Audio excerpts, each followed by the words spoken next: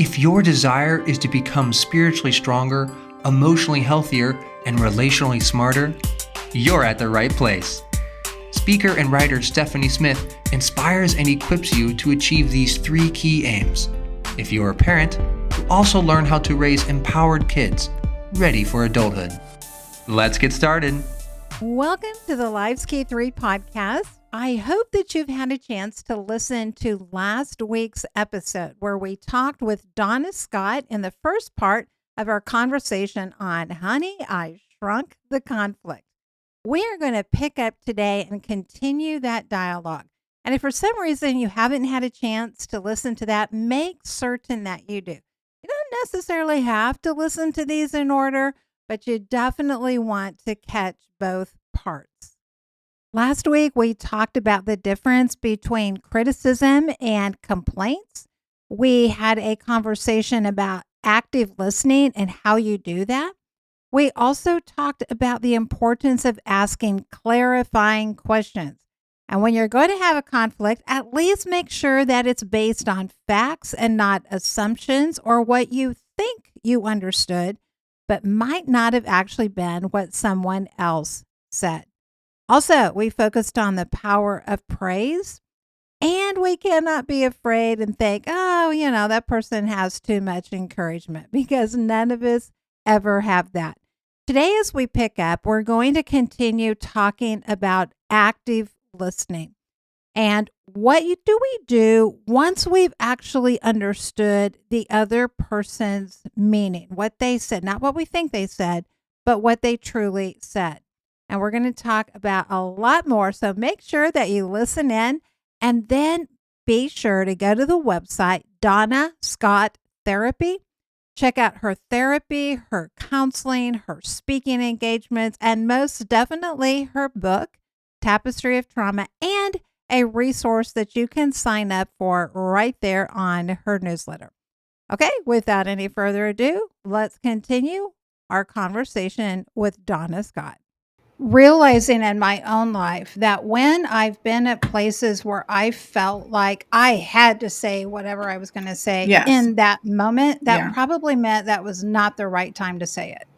Mm-hmm. Because if I couldn't walk away, then it was like I wasn't, maybe what I had to say was perfectly fine, but my heart wasn't in the right place. Mm-hmm. Because everybody isn't always going, even if we practice these skills on our end, there's always somebody else on the other end, and we cannot expect, again, why not, perfection from them. I wish we could. I really wish we could. Yeah, my life would be so much easier. Yes, it would. Because it's all about me, right? Yeah. But but we have to have that grace that there are going to be times that people, even if we do it all right on our end, mm-hmm. they're going to have a bad day. They're going to be tired. They're going to be fatigued. They're going to be going through their own stuff. Yes. And there has to be that grace that we're not talking about a formula here, right, that guarantees if I show up well on my end every single time, the other person's going to do that too. Absolutely. And so I like what you're talking about is that active listening. Yes. And then seeking to clarify requires that I'm in a place where I can do that. Mm-hmm. And if somebody comes back and says, no, I wasn't criticizing, your cooking. I was just commenting that I think this chicken could have been cooked a little bit longer, mm-hmm. Or whatever. Mm-hmm. Then I have to have the humility to accept that response, mm-hmm. and not just think in my own head, yeah, well, that's what you said, but I don't really think that's what you really meant. Yeah, and that happens. With that. That absolutely happens. Yeah. Well, I say mm-hmm. that because I know that. So that's what I can say. So this is basically like free therapy for me. That's how I'm interpreting it. So I like that. And also what you pointed out about that kind of 1 to 5 ratio. And I have heard that before. I've even heard higher numbers of like 1 to 7. Mm-hmm. And that's just to get somebody back to 0. Yes. That isn't even like to move the needle ahead. Mm-hmm. That is just to get back to 0. So, and one thing also, I think, as we talk about, having that praise, don't mm-hmm. be stingy with that, because I have yet to meet anybody who had too much encouragement going on in their life. Right. And I think for most of us, we just look at life doesn't have to be totally falling apart. There's just enough stuff in life Mhm. that I don't think there's an excess of encouragement that we need to be worried about. Well, if I encourage somebody too much, then they're going to get arrogant. I don't think too much No. genuine encouragement is what leads to that. So talk to us then about the understanding, that second part of that component. So the second part is with the active listening is once you understand, and you understand by asking questions and not putting in your own opinion into what the other person was saying. That is crucial. Absolutely crucial.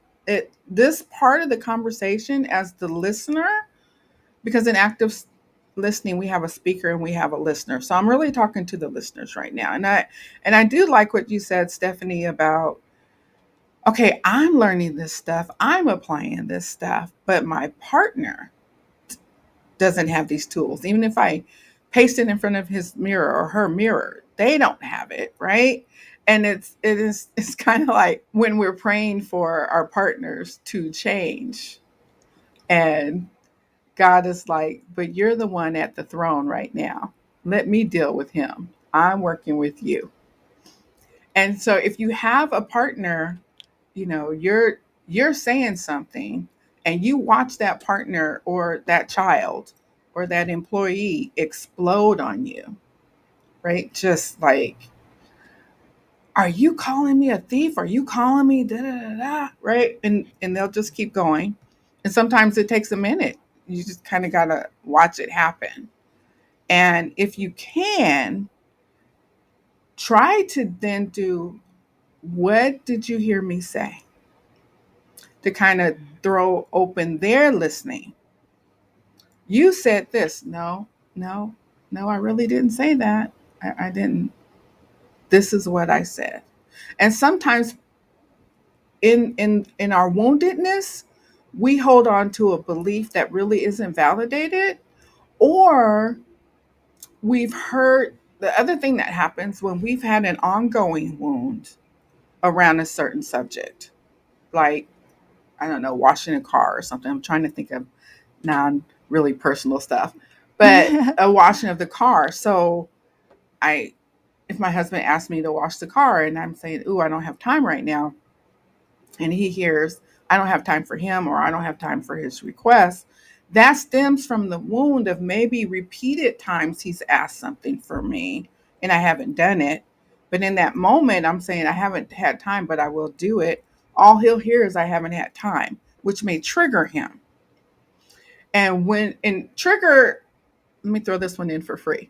A trigger is you're having a fine conversation, and all of a sudden the response has gone from 0 to 100. And the partner's like, what just happened? That's what we call a trigger. And it's totally subconscious. That partner doesn't even know they're raising their voice. They don't even realize, or you don't even realize. You get all heated and it's just coming out of, and it does not match the conversation. In those situations, Stephanie, that's when I say it's time for a time out / time in. Because you're Okay. not going to be at the space. Once a person is triggered, I can give you all the tools in the world, and that brain has been hijacked and nothing will get through. But when you take a time out to pause, to pray, to breathe, to pay attention to what's happening inside of yourself, that what is upsetting for me in this moment, and then the time in, at least 30 minutes later, if not longer. And what I tell my clients is, if you call the time out, it's your responsibility to call the time in. If you say, oh, you know what, we're not getting anywhere, let's take a time out, let's come back at 6 o'clock. 6 o'clock comes, you're still heated, still don't feel like you're going anywhere. Before 6 o'clock, hey, hun, I know I said 6 o'clock. I need more time to pray or think or whatever. Can we do this at 7 tomorrow?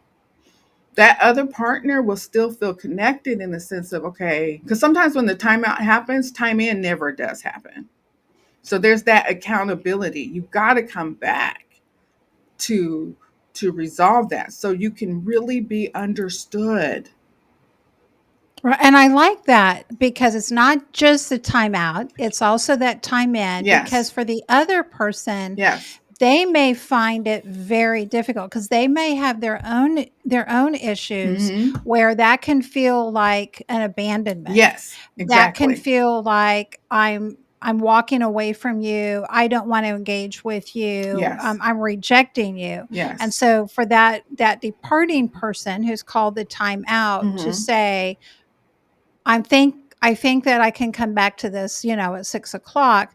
Let's that first person. This isn't about abandoning you. Exactly. This is about me getting myself into a place that I can come back and engage with you in a Yes. healthy way. Yes. And that doesn't always make it easy for the person on the other end, No. especially if they are having that issue of feeling like, but we have to resolve this now. Now. Now. Yeah, exactly. Again, the voice of experience here. So, but that also can clue that individual in as to Hmm. what's going on in my life that Yes. makes me so fearful of giving this other person space Exactly. And a lot of and that not just fear, yeah, pointing that out. that fear Yeah. comes because people don't come back. And so when I give that tool, I said, we ha- that has to be a joint decision before the conflict hits. So that's our agreement. So when the person does it, the one who is anxious in the relationship and watches their partner pull away, I help frame it in the sense of, if you stay in it, you're going to keep injuring each other. You're going to keep hurting each other. Instead of resolution, there'll be more injuries. So, to prevent more injuries, you need the space to come back. But your partner needs to know you're going to keep your word and come back. Right. Otherwise, this is what I tell my clients, you get to tattle to me. It doesn't Yeah. happen, Yeah. which also creates safety for that person who's anxious and Right. afraid that their partner won't honor their word. So that Right. accountability. Now, if I'm not in it, right, tell God. I mean, tattle to somebody because you want that healing to happen. You want that connection to happen. You want to, once you understand, you want to validate what your partner's saying. And then when you're the person who's speaking, you want to be validated too. You want to know, oh, that person gets me. Or if you're the listener and your partner is bringing an issue to you, and you take responsibility for what's true. Ah, you're right. Ah, I didn't think about that. I really could have cooked the chicken a bit longer. Really, really could have. Not make excuses. And if an apology is necessary, because not always is there apology necessary. If it's something you've done wrong, and your partner sharing that, or even your child. I think my son was 14, and I told him to clean the kitchen, and he cleaned the kitchen, but he hadn't cleaned the counter. So I was like, I need you to finish the counter. And I watched him get angry. And my son at the time, he's kind of even tempered. And he was so upset. He cleaned the counter and stopped talking and went upstairs and closed his door. But body language. I'm like, you're not going to Yeah. disrespect me. What's wrong with you? Right? So I go storming up the stairs, knock on the door, open it. He is curled up in his bed. And Hmm. I'm saying, what is the matter with you? And he would not talk. I'm like, I'm a black mom. So I'm like, you ain't disrespect. You going to talk to me. Right? So he finally turned over. He said, you always pick out what I don't do wrong. And you focus on what I do wrong and you don't acknowledge what I do right. And Stephanie, I'm telling you, my first filter was, no, I don't. No, I don't. I see that. I say that. And kid you not, the Holy Spirit stopped me and said, think about it.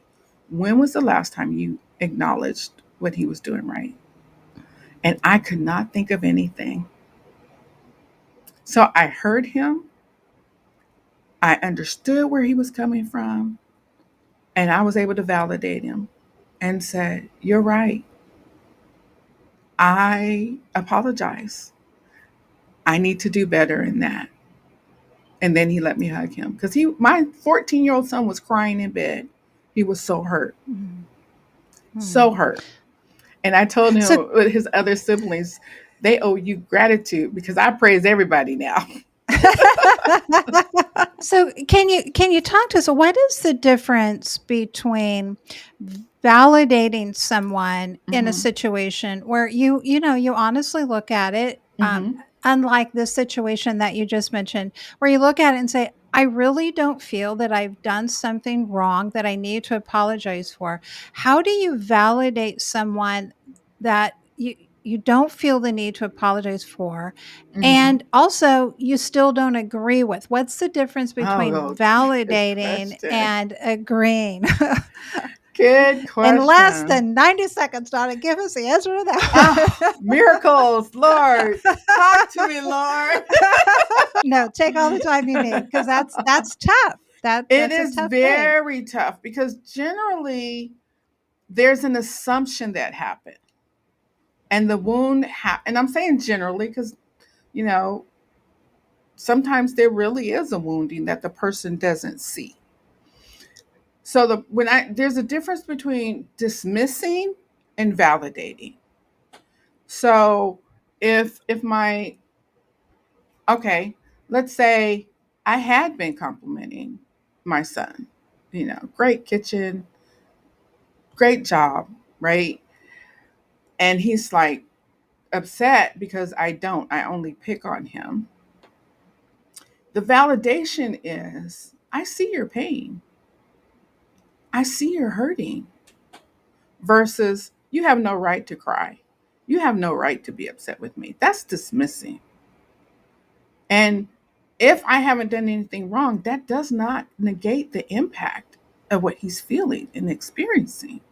We're in relationship because our relationships matter. We don't want to create more pain for our loved one. So I would be able to say to him something like, I can tell that's really upsetting to you. And I see those tears, my family's like, we're not a therapist. Okay, I get it. I get it. But it really is moving you out of the way to I also talk about when whoever brings up the issue is the one that needs to be heard. Because another thing that tends to happen is, oh, I didn't wash the car. Well, you didn't balance the budget, right? It becomes the battle of the battles. It's like, oh, well, that reminds me of da da da. Well, what happens is neither one is validated because then you're clashing and trying to prove your point. So the validation is, let me make sure I'm understanding what you're saying. You're saying that because I asked you to clean the counter and did not acknowledge how you have washed and put away every single dish, that makes you feel like nothing you do right matters. Yeah? Yeah, that's how it feels. You know what? I get you feeling that way. Can I remind you of a time yesterday when I thank you for putting away the towels? Can I remind you of a time? Right? And they still might not hear you, and that's okay. That's okay. And please don't do the I'm sorry you feel that way. That's dismissive too. Because Okay, good. Yeah. you're really saying, well, let me just end this right now. Because there's no, oh gosh, that's gotta hurt. That's gotta hurt. Because my husband would not have owed me an apology for not sitting with me, right? But if I had went to him and said, I feel like you didn't care about me because you wouldn't come sit with me when I was cold in church. And he literally had a valid reason. And if he responded, but the text was dead, what? That's not my fault. Okay, I'm dismissed. But if he says, oh, I'm sorry, that must have been really hard for you, knowing you were cold and feeling like I didn't hear you or care about you, right? Whether he said, I said sorry, but it's just that, oh, that would suck, right? Just that, you Right. get me. Right. Right. Yeah. Yeah. I validated you, but Yes. I'm not back here going, "Oh, I'm so sorry," because it's like, well, it's not my fault. The phone died, Ex- but it's not. mhm. Right. So it's not taking a false responsibility for something, No, someone didn't no. have. Nor is it And blaming you for feeling the way you feel. exactly. Yeah. Right. Right. Hmm. Yeah. And one of the things, kind of this example that you've used with your son, and I can understand, is also that's kind of a clue of how somebody hears love. And Hmm. because we may be thinking that we're saying, and we may very much be saying all of these things, Hmm. of words of affirmation and all of that, but it might not have the impact in a person. There Yeah. might be a way that something to do that would communicate love more effectively to them, Yes. and that provides that Yes. opportunity to hear that. So there's some I've got to have you back on. I I have would got to love have you it. back I on would love it. because there's so many things here that I would love to be able to follow up on, Uh-huh. really, because Hmm. we've just touched the surface of this, and there's Yes. so many nuances Hmm. and also application of how do you do things when you have somebody who's really truly not doesn't have the equal level of commitment to acquiring and utilizing tools Yes. because everybody doesn't always have the same level of commitment at the same time, and that doesn't mean somebody's on the way out the door, but it can mean that, okay, there's not that, this same commitment to growth in the relationship. So how, Hmm. that's just one of the things. So anyway, so I will be following up with you because I definitely, but I know that you need to go. So you also have a book. You have The Tapestry of Trauma. You're a speaker, a counselor. So I want people to know, how do they get in touch with you? How do they access, and I will have links in the show notes, but I Okay. also want for people who maybe they're hearing this and they can go ahead and do something without accessing the show notes. Tell people where they can come find you, about your book, about your offerings, and all that kind of stuff. Okay. Well, you can find me at Donna Scott Therapy.com. I know that's pretty long, but it's my name, therapy.com. As Stephanie said, I am a speaker. I absolutely delight in helping hurting hearts heal.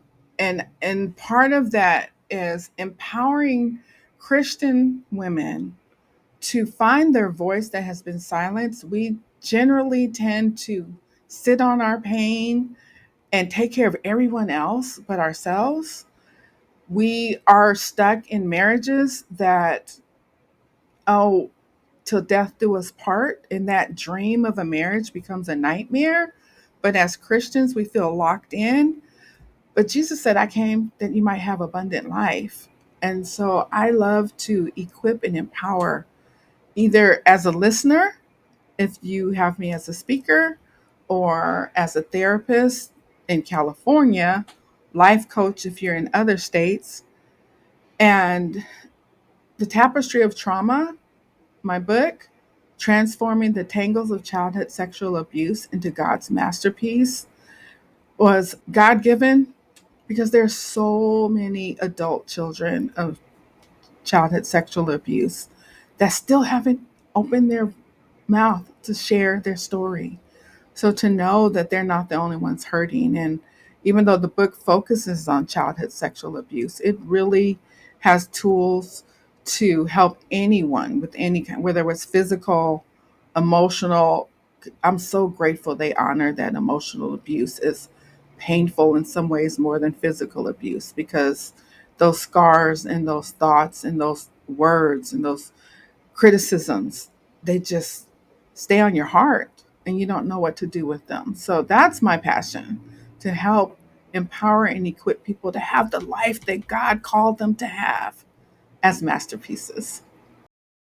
Make sure to visit Donna's website, Donna Scott Therapy.